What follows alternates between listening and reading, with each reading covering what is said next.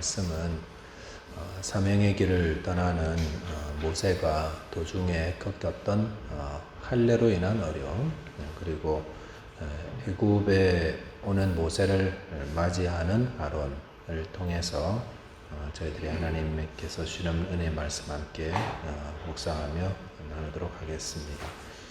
첫째로 묵상할 내용은 믿음에는 타협하지 말자라는 것입니다.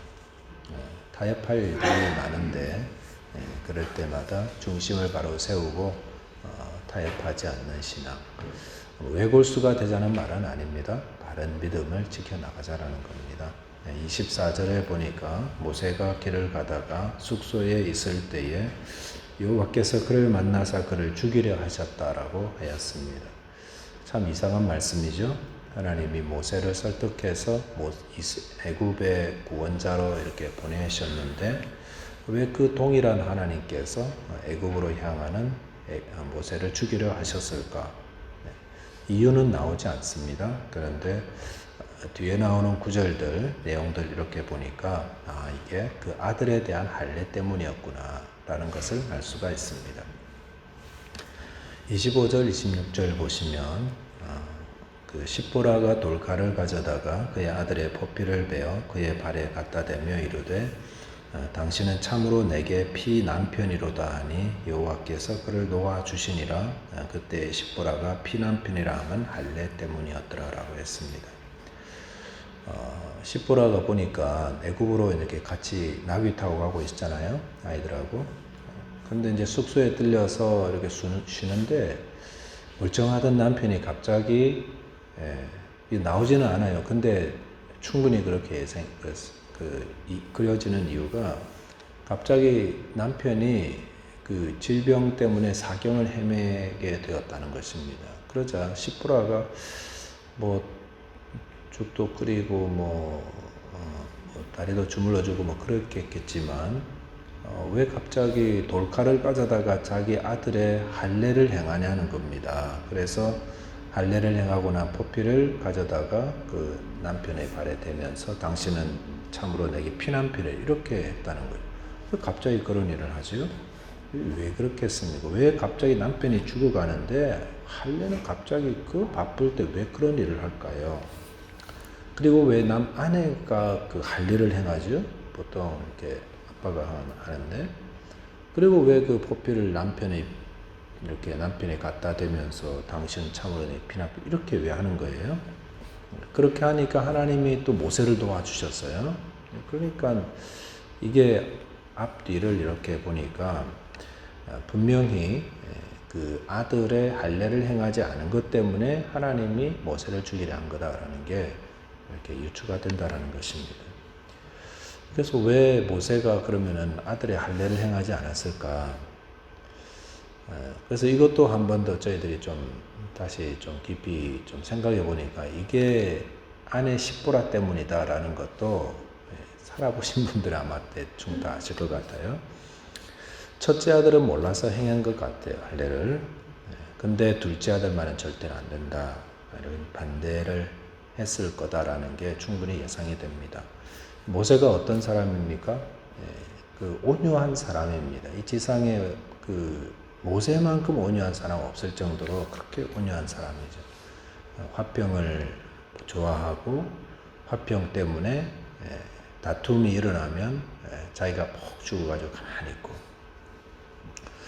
그런 가운데 둘째 아들이 태어났다는 겁니다. 근데 둘째 아들에게 할례를 행해야 되는데 아마 하나님 부르셨을 때 그 부르심을 받은 그 즈음에 아마 태어난 것 같습니다.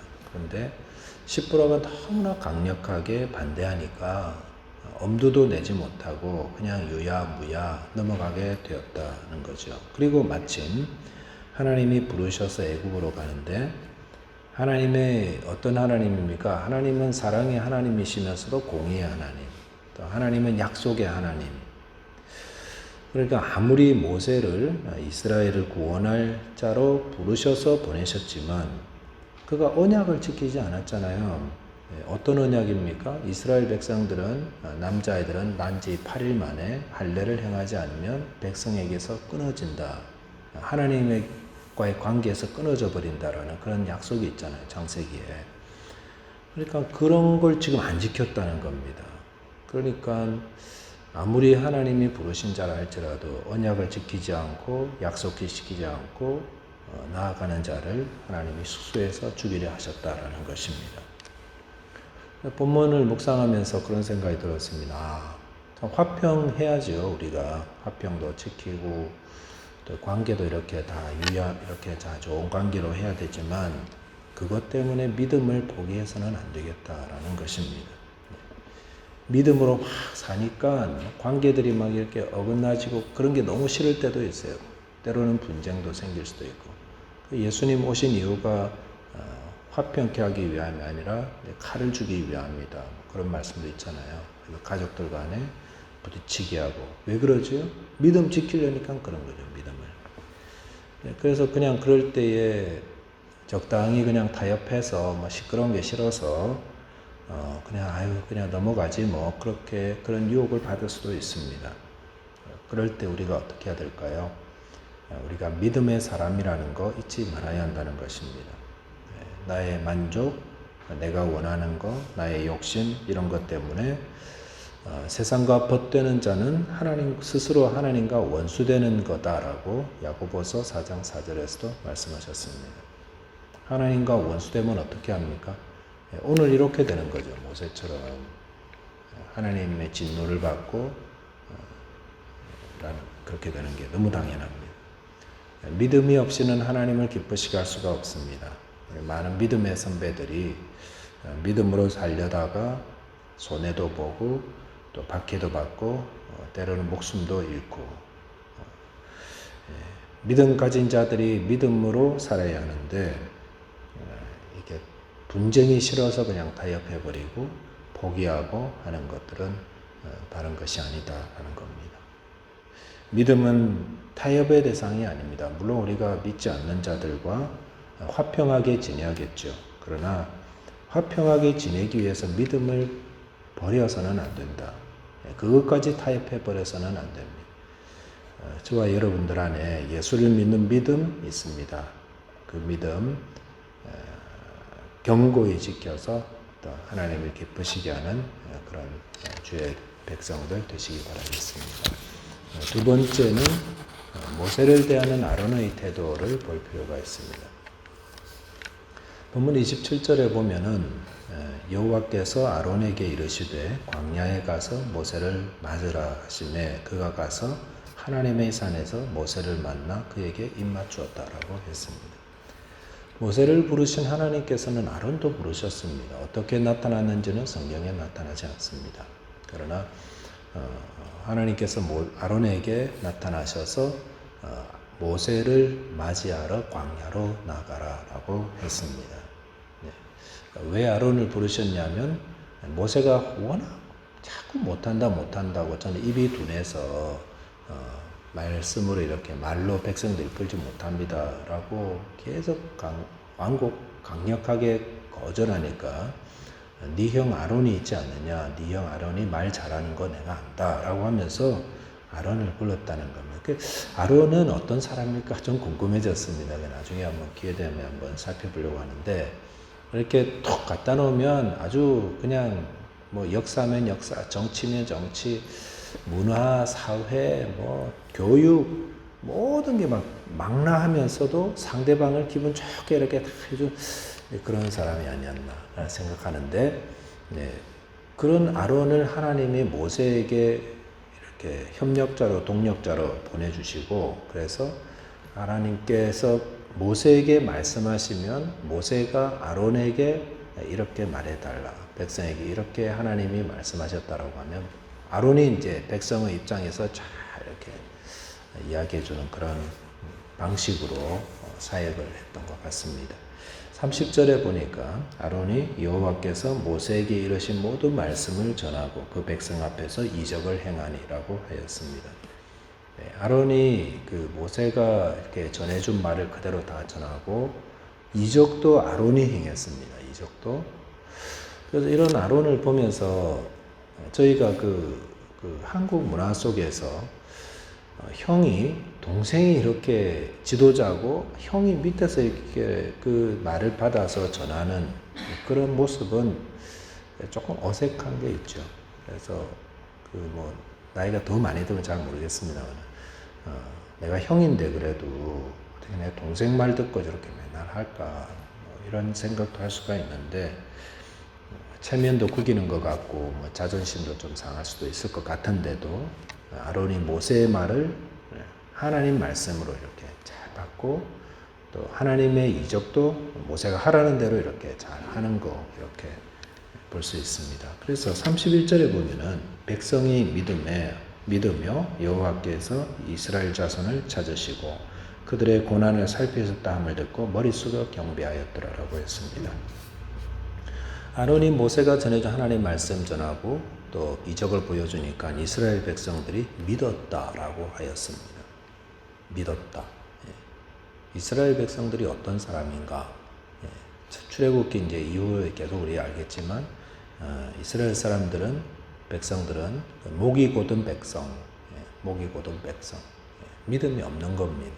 그래서 좋으면 좋고 나쁘면 나쁘고 쉽게 막 동화되고 무너지고 막 그러는 별로 믿음의 사람들이 아닌데 이들이 모세를 믿었다라고 하였습니다. 그래서 그 믿음을 가지는 그 과정에 어떤 것들이 있었을까 보니까 여기에 모세의 형인 아론이 있었다라는 것을 생각할 수 있습니다. 왜요?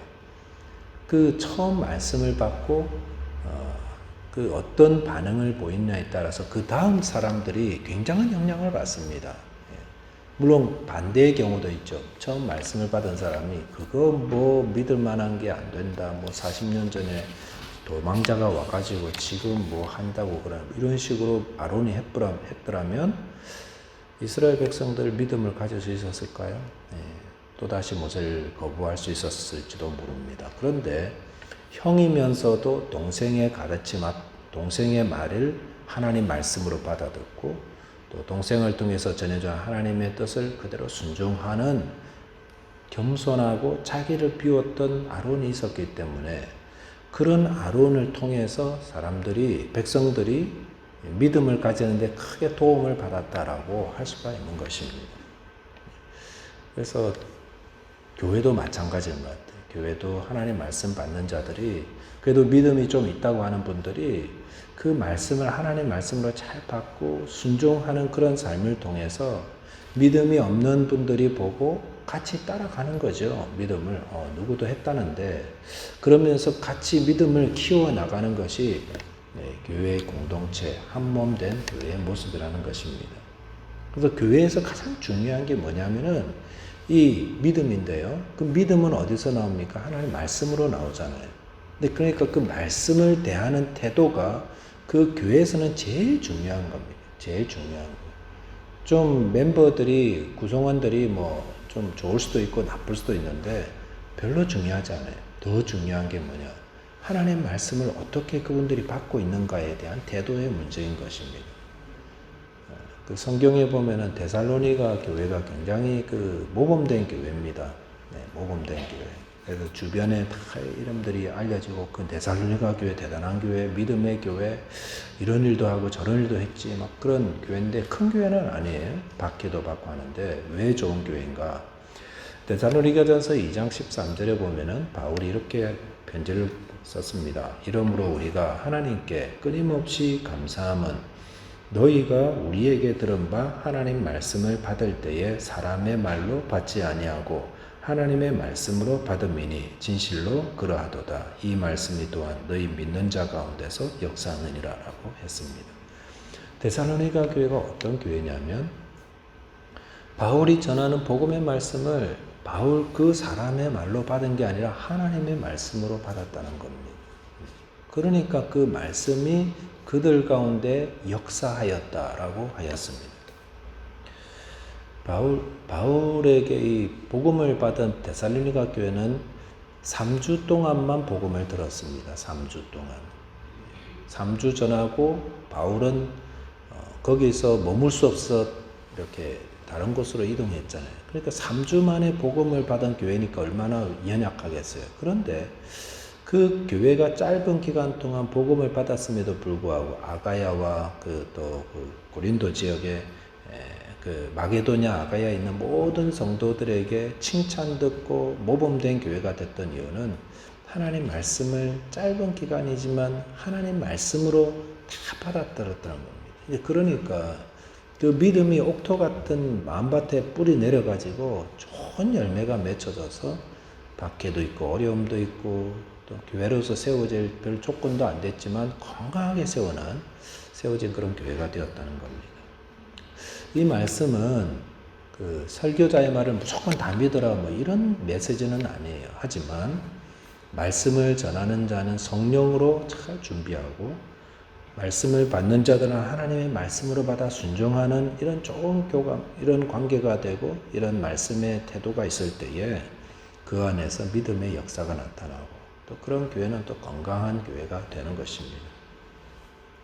저와 여러분께서 선포되는 말씀을 하나님 말씀으로 받아들이는 순전한 신앙인들이 되셔서 하나님 기뻐하시고 또 믿음의 소문을 많이 퍼뜨리는 하나님 기뻐하는 믿음의 사람들 다 되시기 바라겠습니다.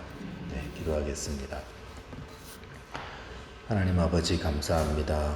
추운 날씨 가운데서도 이렇게 함께 모여서 예배할 수 있고 찬양할 수 있고 기도하며 말씀을 나누게 하셔서 감사를 드립니다. 하나님 저희들에게 귀한 은혜를 허락해 주셨는데 또 그 은혜로 저희들의 믿음을 잘 이어가고 세워갈 수 있도록 주님 타협하는 신앙 버리고 온전하게 믿음 지킬 수 있도록 주님 도와주시기를 기도합니다. 그리고 주님 저희들의 믿음이 말씀에서 비롯되는데 하나님 말씀을 받을 때에 순전한 마음으로 받고 그 말씀이 우리 안에서 역사를 이루어서 하나님 기뻐하시는 믿음의 사람들 다 되어지도록 도와주시옵소서. 오늘도 우리의 삶 가운데 주님과 동행하며 또 주의 뜻을 따라 순종하며 하나님께 영광 돌릴 수 있도록 주께서 저희들과 늘 함께 하시고 도와주옵소서. 주님 감사하며 예수 그리스도 이름으로 기도하옵나이다. 아멘.